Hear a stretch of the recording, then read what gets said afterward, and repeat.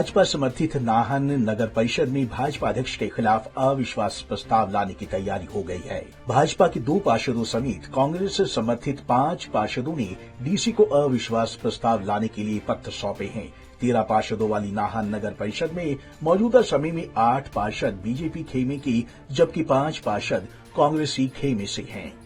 जैसा कि आप सभी ने अभी यहाँ पर देखा, नगर पालिका अध्यक्षा के विरुद्ध अविश्वास प्रस्ताव लाने बारे पत्र मुझे प्राप्त हुआ है, जिसमें 5 जो पार्षद हैं उनके हस्ताक्षर हैं। और इससे पहले 2 के भी हमें कल अविश्वास प्रस्ताव के लिए पत्र प्राप्त हुआ था।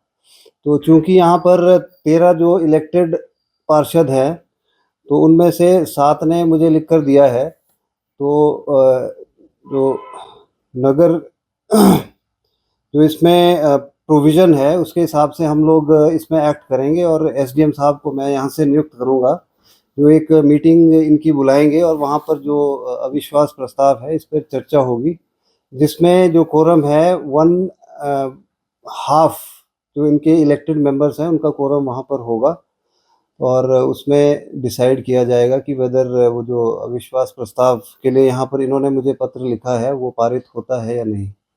तो इसमें हम लोग जो भी इसमें एक्ट में प्रोविजन है उसके हिसाब से हम प्रोसीड करेंगे। वहीं कांग्रेस पार्षद राकेश गर्ग ने कहा कि पिछले 4 सालों के दौरान नगर परिषद अध्यक्ष की कार्यप्रणाली सही नहीं रही है और भाजपा के ही पार्षद भी नाराज चल रहे हैं। उन्होंने कहा कि शहर में कोई भी विकास के कार्य पिछले 4 सालों में नहीं हो पा रहे हैं और यही कारण है कि अब नगर परिषद की अध्यक्ष के खिलाफ अविश्वास प्रस्ताव लाया जा रहा है। बोलना नहीं चाहते थे पब्लिक प्लेटफॉर्म पर आकर, उन्होंने हमारी मजबूरी थी, हम चाहते थे हाउस चलता रहे, ये लोगों को काम होते रहे। 4 साल में उन्होंने कोई काम नहीं किया वहाँ पर। 2 साल में जो भी फंड आया कोई यूटिलाइज नहीं हुआ। जबरदस्ती हम टेंडर लगवाते थे, उन टेंडरों को रुकवा देते थे। कुछ कोटेशन आती थी उनको टेंडर कैंसिल करा देते थे ये लोग बैठ के। और 4 साल से कमेटी की कार्यप्रणाली चरमराई हुई थी।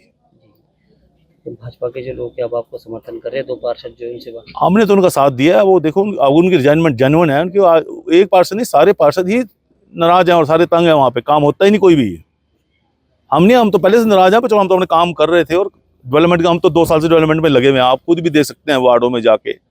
अब 20 लाख के एस्टिमेट कल दिए, 10 लाख के एस्टिमेट हमने अभी शमशान घाट की दिए मैंने कल DRDA को। तो हम तो अपने कार्य प्रणाली कर रहे हैं, पर इनकी जो इंडिविजुअल जो छोटे मैटर होते हैं उन मैटर में इंटरफेरेंस बहुत ज़्यादा थी इनकी। विधायक साहब को तो आप विधायक साहब तो इंटरफेयर करते ही नहीं, आप जाकर पूछ लीजिए। प्रस्ताव की एजुकेशन एजेंसी है कि ईओ, विधायक को कोई पावर नहीं है। अभी नाला गिरा 6 लाख कल उसके दिए नाले के काम लग, उसके शेल्टर का टेंडर हुआ, टेंडर भी रोक दिया गया उसका कि टेंडर नहीं लगेगा इसका। जो रायताल में खाला गिरा है उसका टेंडर रोक दिया गया इंडिविजुअल के थ्रू। के ऊपर भी बहुत इसलिए तो मैडम ये बोलती है अपनी ACR लॉ में आपकी ACR लिखूंगी।